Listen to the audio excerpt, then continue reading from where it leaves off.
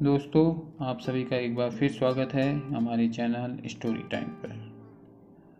आज मैं आपके लिए एक नई कहानी लेकर आया हूँ जिसका शीर्षक है सत्य की विजय। बहुत पुरानी बात है। एक व्यक्ति बहुत परेशान था क्योंकि उसके खेतों में एक जंगली सुअर प्रतिदिन उत्पात मचाया करता था। वह व्यक्ति जो कुछ भी उगाता, जंगली सुअर उसे थोड़ा खाता और शेष नष्ट कर डालता। सुअर का उत्पात बढ़ा तो उस व्यक्ति ने घात लगाकर उसे अपनी तलवार से घायल कर दिया। जंगली सुअर को मारने की तीव्र इच्छा लेकर उसने सुअर के शरीर से बहते रक्त के सहारे उसका पीछा किया। पीछा करते करते वह पहाड़ की चोटी पर एक गुफा के किनारे पहुंच गया।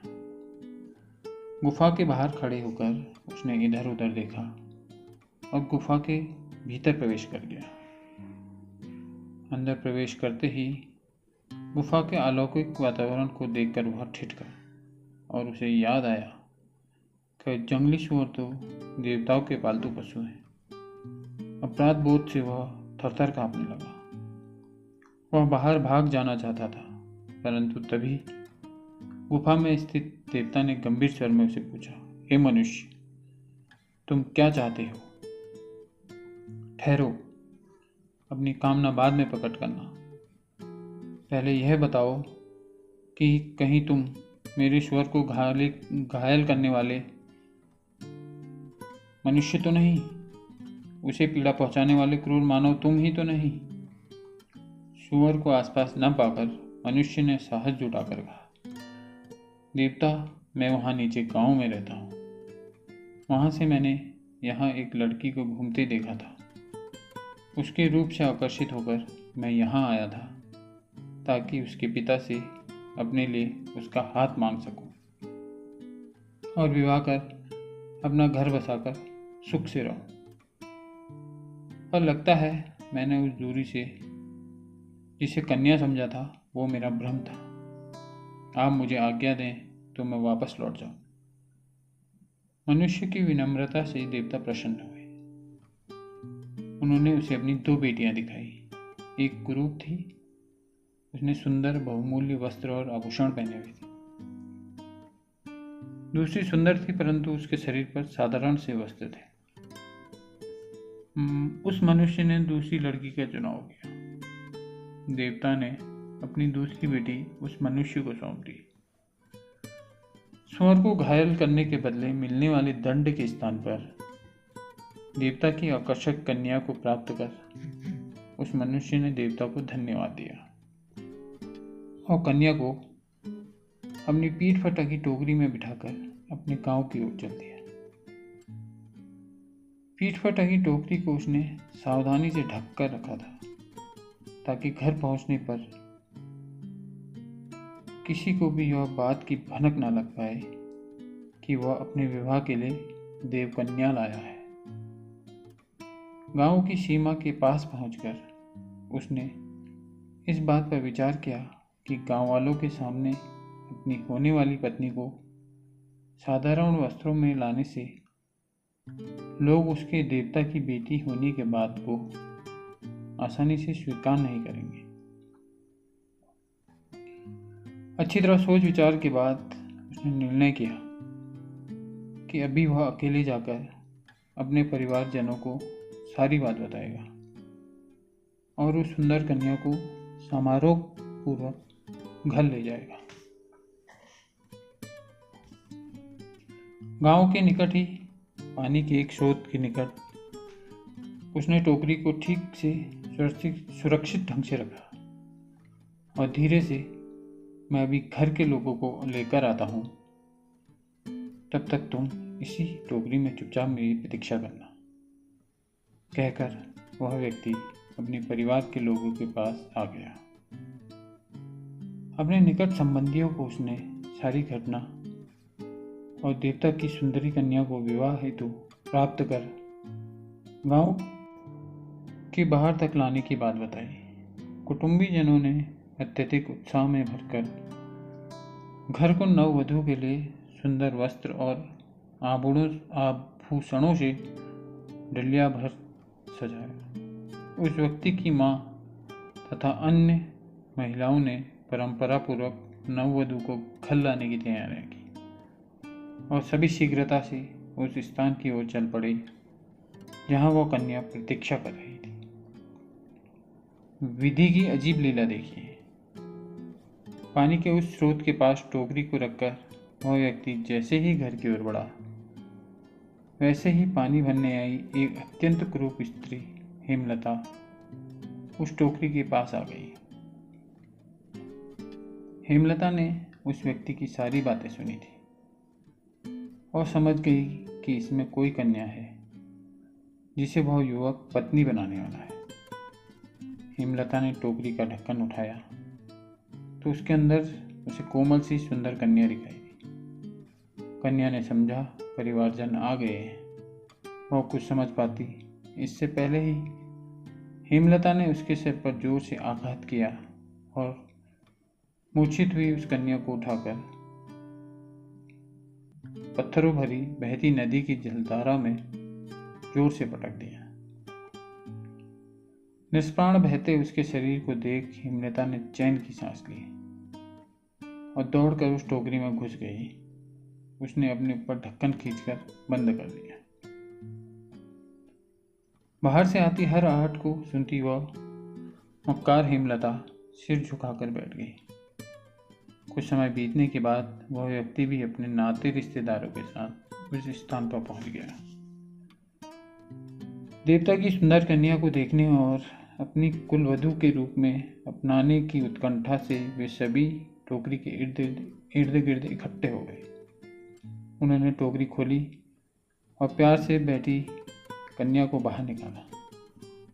सारा वातावरण प्रसन्नता से भरा था, परंतु जैसे ही कन्या के चेहरे पर पड़ा वस्त्र हटाया गया, सभी निराश से भरकर मौन हो गए। सभी की प्रश्न भरी नजरें उस व्यक्ति की ओर मुड़ गई। उस व्यक्ति ने आगे आकर देखा तो आश्चर्यचकित रह गया। उसे विश्वास नहीं हो रहा था कि देवता की गुफा से जिस कोमल सुंदर कन्या को उसने देवता से मांगा था, जिसके अलौकिक सौंदर्य को उसने टोकरी का ढक्कन बंद करते हुए आनंदपूर्वक निहारा था, वह सौंदर्य इस थोड़े समय के अंतराल में कहाँ दृश्य हो गया। सामने सिर झुकाए खड़ी क्रूर स्त्री को देखा वह स्तब्ध खड़ा था। गांव के कुछ लोगों ने कहा, तुम्हारी अति सुंदरी पत्नी शायद तुम्हारी आंखों से देखनी पड़ेगी। हमारी आंखें तो उसे देख नहीं पा रही। कुछ ने कहा, इस सुंदरी के लिए तुम इतनी ऊंची पहाड़ी पर देवता की गुफा तक गए। धन्य हो तुम और तुम्हारी देवकन्या। कुछ ने कहा, अच्छा है हमने अपनी धरती की कन्याओं को पत्नी बनाया। ये देवकन्या का सौंदर्य हमसे तो झेला ही नहीं जाता। चुपचाप सिर झुकाए खड़ी हेमलता को देखकर कुछ परिवारजनों के मन में उसके प्रति सहानुभूति उमड़ी तो उन्होंने कहा, देखो ये सब बातें अब कोई अर्थ नहीं रखती। हमारे घर का लड़का इस निर्दोष सीधी शादी कन्या को अपनी पत्नी बनाने के लिए इसके घर से इसके पिता से मांगकर यहाँ तक ले आया है। अब ये रूपवती हो या कुरूप, बस इस घर की वधू बनना इसका अधिकार है। उस युवक की समझ में कुछ नहीं आ रहा था कि देवताओं की गुफा से जिस परम सुंदरी को पत्नी बनाने की उत्सुकता में वह पहाड़ के ऊंचे नीचे रास्तों पर प्रसन्न मन से दौड़ता हुआ यहाँ तक आ पहुंचा था, वह इतनी कुरूप कैसे बन गई। अपने इस प्रश्न का उत्तर, अपनी शंका का समाधान वो कैसे प्राप्त करता। मन मारकर उसे स्वीकार करना पड़ा कि शायद हेमलता ही गुफा से लाई हुई लड़की है। अतः उसने उससे विवाह कर लिया। हेमलता अपनी सफलता पर मन ही मन प्रसन्न होती और घर के सभी कार्यों और औरों का हाथ बटाती। वह निश्चिंत थी कि उसके दुष्कृत्य का कोई गवाह नहीं। पर्वत श्रेणियों के उस पार वह अपनी उस बस्ती के बारे में सोचना भी नहीं चाहती थी। जहाँ उसके अपने कुटुंबी और गांव वाले उसके सुंदर न होने के कारण उसे अपमानित करते थे। इसी समय उस युवक की वास्तविक पत्नी, जिसे हेमलता ने नदी की तीव्र जलधारा में फेंक दिया था, बांस के पौधे के रूप में पुनः जीवन धारण कर विकसित होने लगी। नए पल्लवों से भरे बांस के उस पौधे को देख उस युवक के कदम अनायास ही उसकी तरफ बढ़े। उस युवक ने कोमल कोमल नए पल्लवों को तोड़ा और घर ले आया। हेमलता ने पति द्वारा लाए गए बांस के पल्लवों को धोकर पकाने के लिए आग पर चढ़ा दिया और स्वयं अनाज के कोठार से चावल लेने चली गई। आग पर रखे बर्तन में उबलते बांस के पल्लव, जो अब तक चुपचाप उबल रहे थे, युवक को अकेला देखकर उनके उबलने के स्वर सिसकियों में बदल गए और सिसकियों के साथ हेमलता के शब्द सुनाई देने लगे।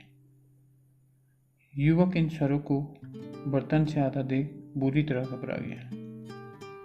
भयभीत युवक ने बांस के पल्लवों से भरा पात्र आंगन में फेंक दिया। आवाज सुनकर हेमलता अन्न भंडार से बाहर आ गई। पति को भयभीत देख उसने कारण पूछा तो पति ने कहा कि कुछ नहीं, बस इस पात्र में कुछ पड़ गया था, इसलिए पात्र ही घबराहट में फेंक दिया। हेमलता ने बर्तन उठाया और भीतर चली गई। वहां खड़ा खड़ा वह युवक सोचने लगा कि जो उसने सुना वह शायद उसका भ्रम था, और फिर वह धीरे धीरे इस घटना को भूल गया। जिस स्थान पर बांस के वो पल्लव गिरे थे, उसी स्थान पर एक नारंगी रंग का पेड़ उग आया। युवक उसके गहरे हरे पत्तों को देखकर बहुत प्रसन्न होता था। उसने नारंगी के पेड़ के आसपास के सारे खरपतवार खोद डाले और उसके चारों ओर पत्थरों से सुंदर सी सीमा रेखा बांधी। युवक के संरक्षण में नारंगी का पेड़ भली भांति विकसित होने लगा। समय पाकर उस पर फूल आए और फिर नारंगी का एक सुंदर फल भी वृक्ष पर लग गया। उस फल को तोड़ने के लिए हेमलता जितनी भी ऊंचाई पर खड़ी हो जाती, फल वाली डाली ऊंची होकर उसकी पहुंच से बाहर ही रहती। युवक जब भी फल के अपने हाथों से छूना चाहता, पेड़ की डालियां सिमटकर फल को उसके निकट ले आती थी। समय पाकर फल पक गया और युवक ने उसे तोड़कर फलों की टोकरी में रख दिया। कुछ दिन बाद सभी नारंगी के उस फल को भूल गए। तत्पश्चात युवक और हेमलता जब खेतों में काम करने जाते, तो घर वापस लौटने पर उन्हें युवक की सैया अच्छी तरह साफ और सुरुचिपूर्ण ढंग से सजाई हुई तथा हेमलता की सैया मिट्टी, धूल और गंदगी से भरी हुई मिलने लगी। युवक ने कुछ दिन तो इस सबको सहन किया, परंतु जब यह प्रतिदिन ही घटित होने लगा तो अपने क्रोध पर नियंत्रण नहीं रख पाया।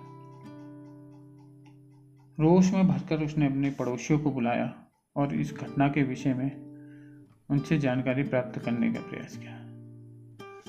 उसे लगा था कि पड़ोस के ही लोग या उनके बच्चे ही इस घटना के लिए उत्तरदायी हैं। सभी प्रयत्न विफल हो गए। पड़ोसियों के परिवारों ने उस युवक के घर प्रतिदिन घटित होने वाली घटना के प्रति अपनी अनभिज्ञता जताई। हेमलता ने अपने पति से कहा, पड़ोसी झूठ बोल रहे हैं, क्योंकि यह सारा काम उन्हीं का किया धरा है। वास्तव में ये सभी मुझसे ईर्ष्या करते हैं, क्योंकि आप स्वयं एक सुंदर और बलिष्ठ युवक हैं, परंतु आपने मुझ जैसी क्रूर स्त्री से विवाह कर लिया। ये सब मुझे भगाना चाहते हैं ताकि अपने नातेदारों में से किसी की बेटी आपसे ब्याह सके। इसी कारण ये मेरी सैया को गंदा और आपकी सैया को सजा देते हैं। युवक को हेमलता की इस बात में सत्यता दिखाई दी, क्योंकि गांव के अधिकांश लोग उनके विवाह को बेमेल विवाह मानते थे। और वह स्वयं भी अनिच्छापूर्वक ही संबंध को अपना उत्तरदायित्व मानकर ढो रहा था। युवक ने सत्यता जानने का संकल्प किया और एक दिन जब हेमलता लकड़ी काटने वन की ओर गई तो वह खेतों से चुपचाप लौट आया और घर की ड्योढ़ी के पास छिपकर खड़ा हो गया। घर के अंदर की गतिविधियों पर ही उसका पूरा ध्यान केंद्रित था। उसने देखा फलों की टोकरी में से देवता की बेटी नीचे उतर आई। उसने युवक की शैया को साफ किया और फिर उसे सुरुचिपूर्ण ढंग से सजा दिया। इसके बाद उसने पूरा कड़कट लिया और हेमलता की शैया पर डाल दिया। सब कुछ करने के बाद युवक की शैया के पास ही नीचे बैठकर रोने लगी। युवक ने शीघ्रता से द्वार खोला और इससे पहले कि अदृश्य हो उसने उस देव कन्या को अपने मजबूत हाथों से पकड़ लिया। उसका मुंह देख युवक आश्चर्यचकित स्वर में बोला, तुम ही तो हो जिसे मैं देवता से मांग कर लाया था। फिर तुम हेमलता में कैसे बदल गई और अब क्यों प्रतिदिन मेरी शैया सजाती हो और दूसरी शैया को गंदा कर देती हो? बताओ, तुम ऐसा किस कारण कर रही हो? युवक के पूछने पर देवकन्या ने कहा, मैं वही हूं जिसे आप मेरे पिता से मांग कर लाए थे, जिसे आप उस जलस्रोत के पास प्रतीक्षा करने की बात कहकर गांव आए थे। बस वहां तक मैं थी, फिर इस दुष्ट स्त्री ने मुझे मारकर मेरा स्थान ले लिया। मैं बांस के पेड़ के रूप में जन्मी और अब इस नारंगी के फल के रूप में आपके पास आ गई। मैंने जो कुछ किया अपने पति को वापस पाने के लिए किया। अब निर्णय आपका है। आप जो भी कहेंगे मैं स्वीकार करूंगी। युवक के सामने देवकन्या के कष्ट और पीड़ा से जूझते दिन थे। निरपराध को अकारण किया गया दंड था। वह हेमलता की मक्कारी और दुष्टता को जान गया था। उसने अपना दाव संभाला। अत्यधिक क्रोध के कारण उसका चेहरा लाल हो गया था। इसी बीच हेमलता लकड़ियां लेकर लौटी। उसने लकड़ियों का बोझ नीचे रखने में मदद के लिए युवक को आड़ लगाई। युवक हाथ में दाव लिए बाहर आया तो उसके पीछे खड़ी देवकन्या को देख हेमलता समझ गई कि उसके पाप का भेद खुल चुका है। उसने भागने का असफल प्रयास किया तो अनजाने में युवक ने हाथ में पकड़ा दाव उसकी ओर खींच फेंका। दाव को एक ही बार में वह निष्प्राण होकर लकड़ियों के ढेर पर गिर पड़ी। हेमलता काचू की जिन लकड़ियों को घर का चूल्हा जलाने के लिए लाई थी वे सभी उसके रक्त से लाल हो गई और तभी से लाल काचू उगना प्रारंभ हुआ। शायद यह प्रमाणित करने के लिए कि पाप कर्म लाख पर्दों में भी किया जाए उसका पता एक ना एक दिन अवश्य चल जाता है और पापी को दंड भी अवश्य मिलता है। उस दिन के बाद युवक और देवकन्या सुखपूर्वक अपना जीवन व्यतीत करने लगे। समस्त समाज ने हेमलता का सत्य जाना और वास्तविक पति पत्नी का विधिपूर्वक विवाह कर अच्छे जीवन के लिए शुभकामनाएं दी। हेमलता की दुष्टता का परिणाम क्या हुआ ये लाल काचू आज भी बताता है और अंत भले का ही भला होता है। इसकी घोषणा तब से अब तक निरंतर करता आ रहा है। दोस्तों, इस कहानी से हमें यह संदेश मिलता है कि सत्य और ईमानदारी का पालन हमेशा किया जाना चाहिए। झूठ और धोखाधड़ी से प्राप्त किए गए सुख अस्थायी होते हैं और अंततः बुरे परिणाम लाते हैं। हेमलता की धोखाधड़ी ने उसे अंततः विनाश का सामना करने पर मजबूर कर दिया। व्यक्ति को धैर्य और समर्पण से काम लेना चाहिए। युवक ने अपने धैर्य और ईमानदारी से अपनी सच्ची पत्नी को पुनः प्राप्त किया और सुखी जीवन व्यतीत करा। पाप का परिणाम अवश्य मिलता है, चाहे वो कितनी भी चालाकी से क्यों ना छिपाया जाए। हेमलता के पाप कर्म का अंत में पर्दाफाश हुआ और उसे उसके कुकर्मों की सजा मिली। व्यक्ति को अपने आत्मसम्मान और आदर के साथ जीवन जीना चाहिए। देवकन्या ने अपने आत्मसम्मान को बनाए रखा और अंततः उसने अपने अधिकार को पुनः प्राप्त कर लिया। दोस्तों, हमें परिवार और समाज का समर्थन हमेशा ही महत्वपूर्ण होता है। जब योग ने सच्चाई को उजागर किया तो उसके परिवार और समाज ने उसे समर्थन दिया और उसके लिए सुखद जीवन के लिए शुभकामनाएं दी। इस प्रकार कहानी हमें सिखाती है कि सत्य, ईमानदारी, धैर्य और आत्मसम्मान के साथ जीवन जीना चाहिए और पाप कर्मों से हमेशा दूर रहना चाहिए। अंत में सत्य और न्याय की ही विजय होती है।